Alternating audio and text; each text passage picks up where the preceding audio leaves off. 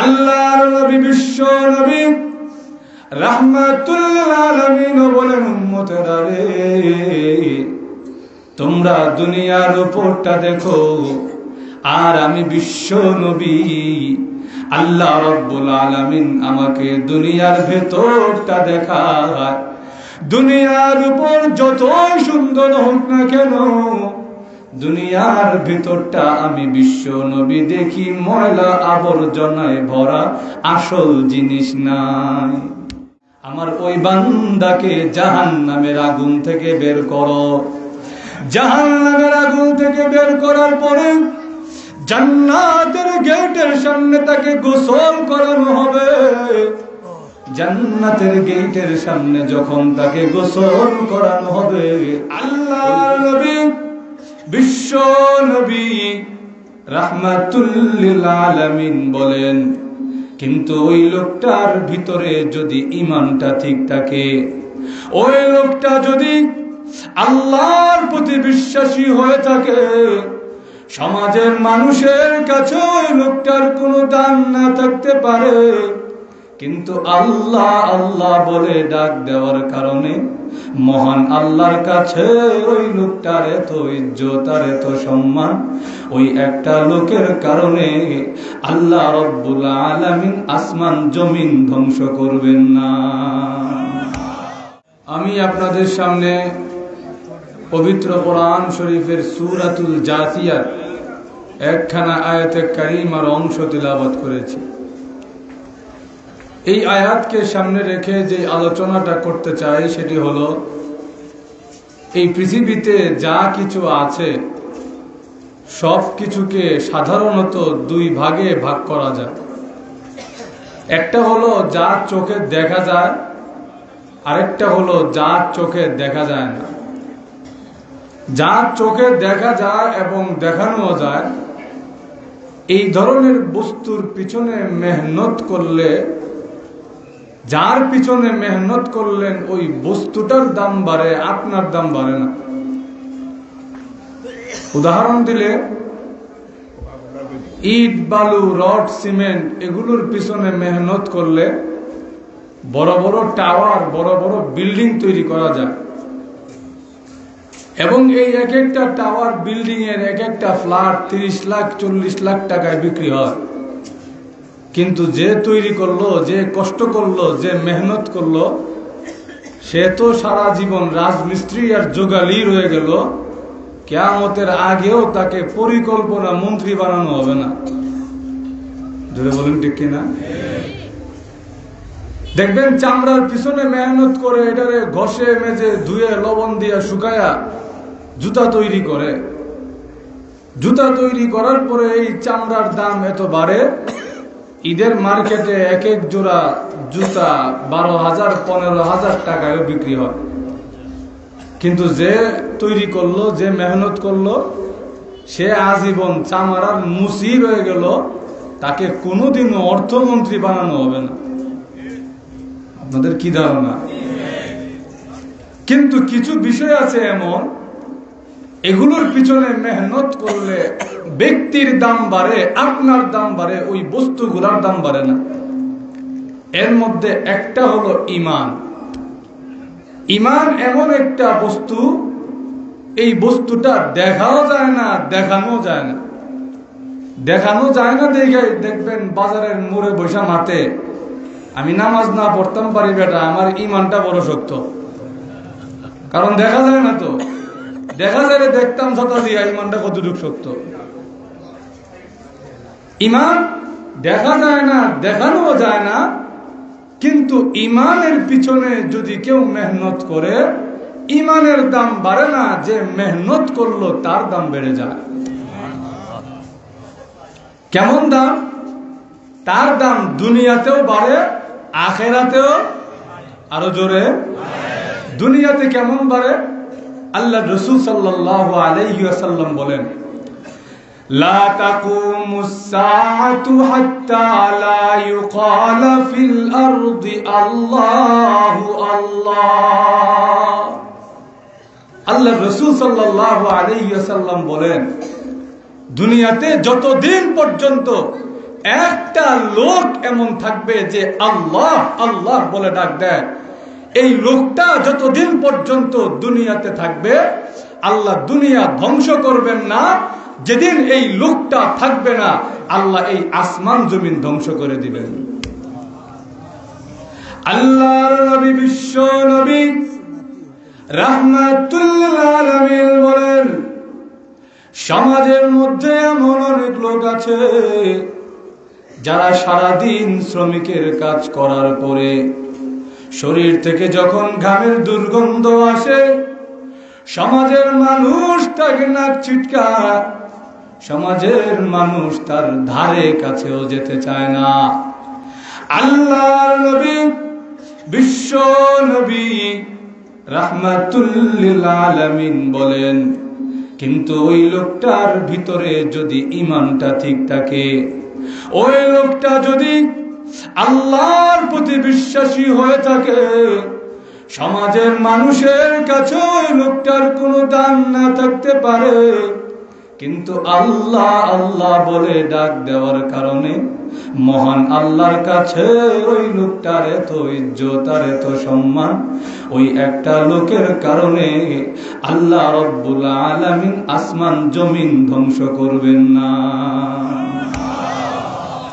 ওই একটা লোকের কারণে আল্লাহ সব রে খাওয়াবে। কাফের মুশরিক বেঈমান রেও আল্লাহ তার কারণেই খাওয়াবে, কিন্তু কাফের মুশরিক বুঝে না কার উসিলায় খাইলো। আমার মা বুঝেননি আপনার আল্লাহ বিয়া বাড়িতে সবাই রে কার উসিলায় খাওয়ায়? হ্যাঁ, বর্ষাবের উসিলায় নেই। বর যদি না হয়, বরের বাবা যদি আসে, বিয়ে সাহেব আমার ছেলেটা কই জানে গেছে, খুঁজে পাচ্ছি না, আমার একটু ফুয়া, আমি জন্ম না দিলে ফুয়া পাইতেন ঘুরতে, আচ্ছা দেখুন নে কই গেছে, আমরা আইছি, আমরা খাওয়ান দিলেন, খাওয়ান দিবে আরো জোরে। বরের উসিলায় সব খায়, এমনকি বাড়ির কুকুর বিলাইও বরের উসিলায় খায়, কিন্তু কুকুর বিলাই বুঝে কার সম্মানে খাইলো? কুকুর বিলাই সুযোগ পাইলে বরের গোসায় কামড়ও দেয়। ঠিক তেমনি ভাবে কাফের মুশরিকরা বোঝে না কার সম্মানে খাইলো, এই জন্য কাফের মুশরিক সুযোগ পাইলে মুমিনের মাথায় বোমাও মারে। জোরে বলেন ঠিক কিনা? আপনারা বলবেন হুজুর কাফের মুশরিকের তুলনা আছে কুকুরের সাথে দিলেন, এটা আমার কথা না, হযরত আলী রাদিয়াল্লাহু তাআলা আনহু বলছেন। বলবো? আলী রাদিয়াল্লাহু তাআলা আনহু বলেন, আদ-দুনিয়া জিফাতুন ওয়া তালিবুহা কিলা। আলী রাদিয়াল্লাহু তাআলা আনহু বলেন, এই দুনিয়া হলো একটা মরা জন্তু, মরা জানোয়ার। আপনারা বলবেন হুজুর আমরা দেখি দুনিয়া এত সুজলা সুফলা সুন্দর, আর আপনি বলেন মরা জানোয়ার। আসলে দুনিয়ার উপরটা আমরা দেখি, দুনিয়ার ভিতর দেখার যোগ্যতা আর সেই চক্ষু আমাদের নাই। জোরে বলেন ঠিক কিনা? ঢাকাতে একটা জায়গা আছে, এটার নাম হলো যাত্রাবাড়ি। ঢাকায় ঢুকলেই আপনারা দেখবেন যাত্রাবাড়ি পয়েন্ট। এই যাত্রাবাড়ি আগে ঢোকার মতন অবস্থা আসেন না, এখন একটা সুন্দর ফ্লাইওভার হয়েছে উপর দিয়া, এটারে বলে মেয়র হানিফ ফ্লাইওভার। এই ফ্লাইওভার যদি উপর থেকে দেখেন, দেখলে মনে হবে ইউরোপের রাস্তা, কিন্তু মানুষ দেখে বলে আরে কি সুন্দর ফ্লাইওভার। কিন্তু যারা যাত্রাবাড়ি ছিল, আমি নিজেও যাত্রাবাড়ি ছিলাম, যারা যাত্রাবাড়ি ছিল এবং এখনো আছে, এরা জানে যাত্রাবাড়ি উপর দিয়া যতই সুন্দর হোক, এটার ভিতরে হলো সব নষ্ট বাগার আর আবর্জনায় ভরা। আল্লাহর নবী বিশ্ব নবী রাহমাতুল লিল আলামিন বলেন, উম্মতেরা রে, তোমরা দুনিয়ার উপরটা দেখো, আর আমি বিশ্ব নবী আল্লাহ রাব্বুল আলামিন আমাকে দুনিয়ার ভেতরটা দেখায়। দুনিয়ার উপর যতই সুন্দর হোক না কেন, দুনিয়ার ভিতরটা আমি বিশ্ব নবী দেখি ময়লা আবর্জনায় ভরা, আসল জিনিস নাই।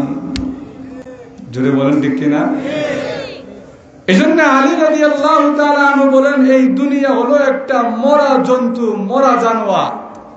আর যারা এই মরা জানোয়ারের পিছনে আল্লাহ রসুলরে ভুলে মরা জানোয়ারের পিছনে ছুটবে, এরা হলো এই দুনিয়ার কুকুর। আচ্ছা, আমি আপনাদের কাছে প্রশ্ন করি, মরা জানোয়ার কি শকুনে খায় না? শিয়ালে খায় না?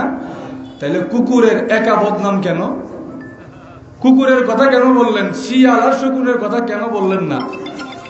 এর জবাবে লেখে, শকুন আর শিয়াল এরা যখন মরা জানোয়ার পায়, শকুনে শুধু দিনে খায়, রাতে খায় না।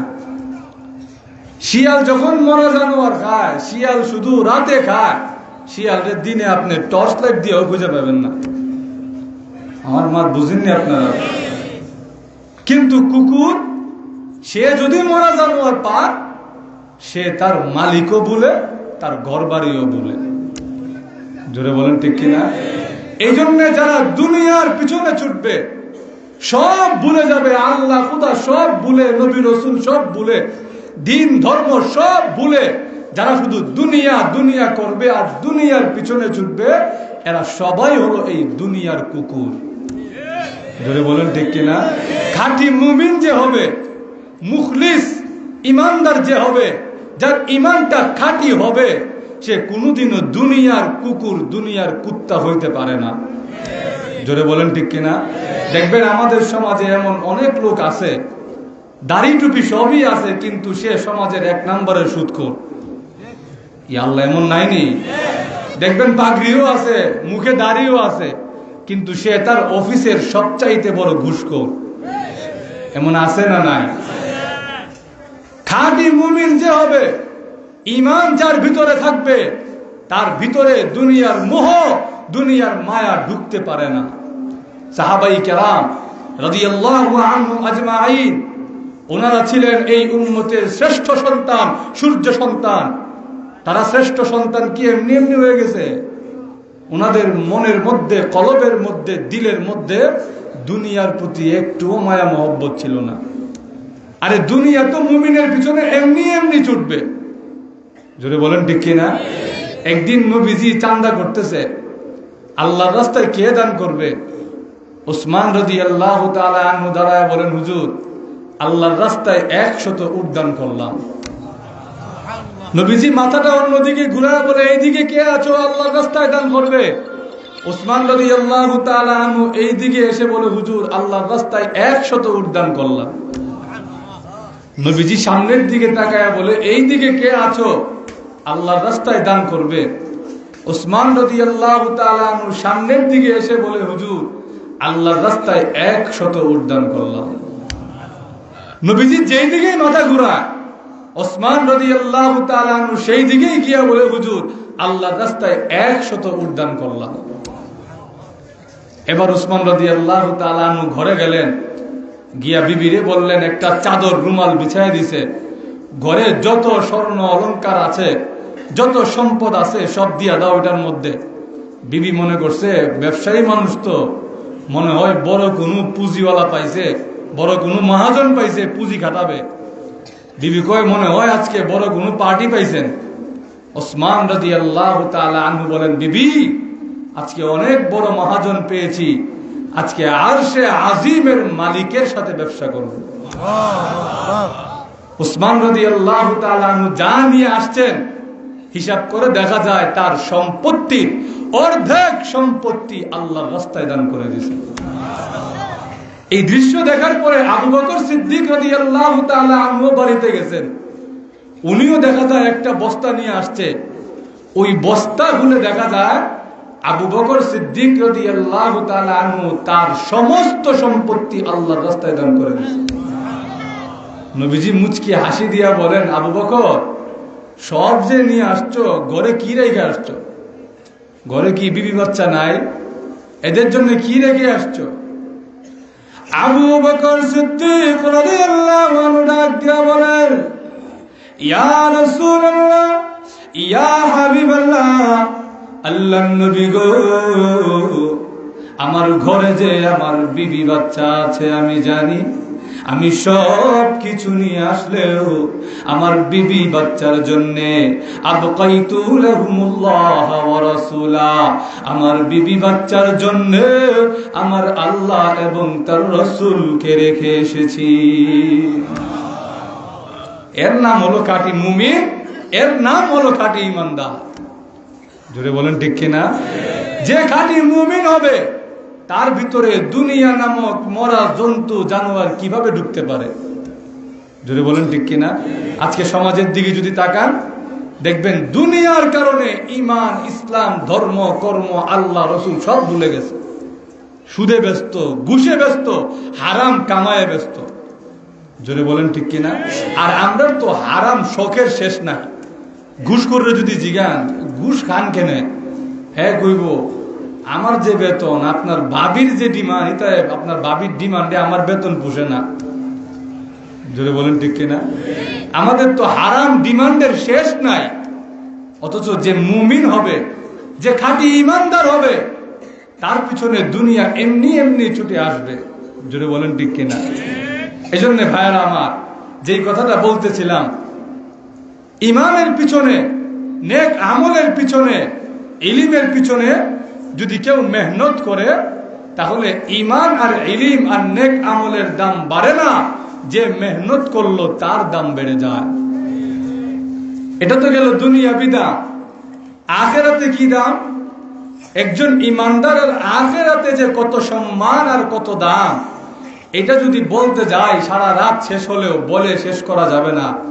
শুধু একটা উদাহরণ দিয়ে বুঝাই যে ঈমানদারের নিয়ামতটা, ঈমানদারের সম্মানটা কত বেশি হবে। আল্লাহ রাসূল সাল্লাল্লাহু আলাইহি ওয়াসাল্লাম বলেন, সর্বশেষ যেই লোকটাকে জান্নাতে দেওয়া হবে, তারপরে আর কেউ জান্নাতে যাবে না, এই লোকটার ভিতরে শুধু ঈমানটা আছে, আর কোনো আমল নাই।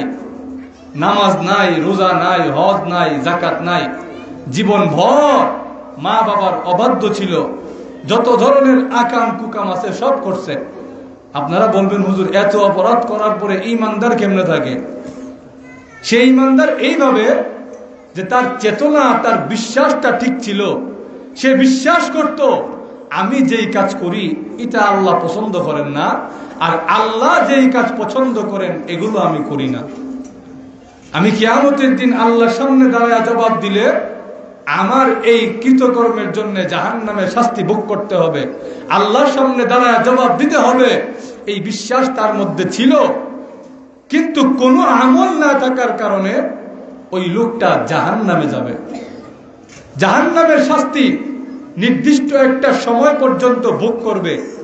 কাফেররা বলবে তুইও মুমিন, আমি কাফের, তুইও জাহান্নামে, আমিও জাহান্নামে, এতে পার্থক্যটা রইল কই? প্রশ্ন আসেনি? কাফেররা তাদের সঙ্গে এইভাবে খোঁটা দিয়ে কথা বলবে যে তুই মুমিন ছিলি দুনিয়ার জীবনে, আল্লাহরে বিশ্বাস করছিস, আমি বিশ্বাস করছি না, এখন তুইও জাহান্নামে, আমিও জাহান্নামে। হাদিসের মধ্যে পাওয়া যায় এই কথাটা বলার সাথে সাথে আল্লাহ রাব্বুল আলামিন ফেরেশতাদেরকে নির্দেশ দিবেন, আখরিজুহু মিনান নার, আমার ওই বান্দাকে জাহান্নামের আগুন থেকে বের করো। জাহান্নামের আগুন থেকে বের করার পরে জান্নাতের গেটের সামনে তাকে গোসল করানো হবে। জান্নাতের গেটের সামনে যখন তাকে গোসল করানো হবে, ওই গোসল করানোর সাথে সাথে তার দেহটা যে কয়লা আঙ্গারের মতো হয়ে গেছিল পুড়তে পুড়তে, তার সারাটা দেহ রিপেয়ার হয়ে যাবে, ঠিক হয়ে যাবে। দেহটার মধ্যে যা যা দরকার সব কিছু ওই দেহটার মধ্যে ফিট হয়ে যাবে। আর ওই যে ঈমানটা নিয়ে এসেছিল, ওই ঈমানটার বিনিময়ে আল্লাহ রাব্বুল আলামিন তাকে এই দুনিয়ার সমান, এই দুনিয়া থেকে 10 গুণ বড় জান্নাত দান করবেন। মুসলিম শরীফের হাদিস, আল্লাহর রাসূল বলেন, আদ-দুনিয়া ওয়া আশারাতু আমসালিহা, এই দুনিয়ার সঙ্গে আরো 10টা দুনিয়া যোগ করলে যেই জগৎটা পাওয়া যাবে, এত বড় একটা জগৎ তাকে দান করা হবে শুধু ঈমানের বিনিময়ে। তাহলে ঈমানদারের দাম আছে না নাই? আরো জোরে। তাহলে এবার চিন্তা করেন, যেই ইমানদার ইমান এবং নেক আমল একসঙ্গে নিয়ে যাবে, তার জন্য আল্লাহ কত বড় নিয়ামত রেডি রাখছেন। ভাইরা আমার, যেই কথাটা আমি বুঝাইতে চাই, সময় একদমই কম, যেই কথাটা আমি বলতে চাই সেটা হলো, যদি আমরা দুনিয়া ভুলে, দুনিয়া সম্পূর্ণ ভুলার কথা কোরআন হাদিসেও বলে না। আল্লাহ বলেন, রব্বানা আতিনা ফিদ দুনিয়া হাসানা ওয়া ফিল আখিরাতি হাসানা। অনেকে কয় আল্লাহ দুনিয়ায় খান্দায় ও আখিরাতে খান্দায় না, কয়নি কয় না। কেন দুনিয়া খান্দাই তো কেন? আল্লাহ কি তোরে দুনিয়ায় হাসাইতে পারে না? আমার মা বুঝেননি আপনারা? আল্লাহ দুনিয়ায় আল্লাহ হাসাইতে পারে কি পারে না? তুই যে কস আল্লাহ দুনিয়ায় খান্দাও আখিরাতে খান্দায়ও না, আল্লাহ চাইলে তোমাকে দুনিয়ায় হাসাইতে পারে, আখিরাতেও আরো জোরে। এই জন্য সবসময় দোয়া করবেন, আল্লাহ আমার দুনিয়াও দেন আখিরাতেও দেন, কিন্তু দুনিয়ার মায়া মহব্বত মোহ লোভ আমার দিলের মধ্যে দিয়েন না। কথা বুঝে আসছেনি ভাইরা আমার? এই জন্যে সবসময় খেয়াল রাখতে হবে যে আমাকে দুনিয়ার পিছনে আমি যেমন ছুটি, দুনিয়ার পিছনে আমি যেমন মেহনত করি, আমাকে একটা সময় রাখতে হবে যেন আমি আমার ইমানটার পিছনে মেহনত করতে পারি। আমাকে একটা সময় রাখতে হবে যেন আমি আমার নেক আমলের পিছনে মেহনত করতে পারি। আমাকে একটা সময় রাখতে হবে যেন আমি আমার ইলমের পিছনে মেহনত করতে পারি। তাহলে এই দুনিয়া এবং আখিরাত উভয় জগতে আমার সম্মান বাড়ায়া দিবেন কে? আরো জোরে। আল্লাহ রাব্বুল আলামিন আমাদেরকে বোঝার এবং আমল করার তৌফিক দান করুক। সকলেই বলেন আমিন। ওয়া আখিরু দাওয়ানা আনিল হামদুলিল্লাহি রাব্বিল আলামিন। আসসালামু আলাইকুম ওয়া রাহমাতুল্লাহি ওয়া বারাকাতুহু।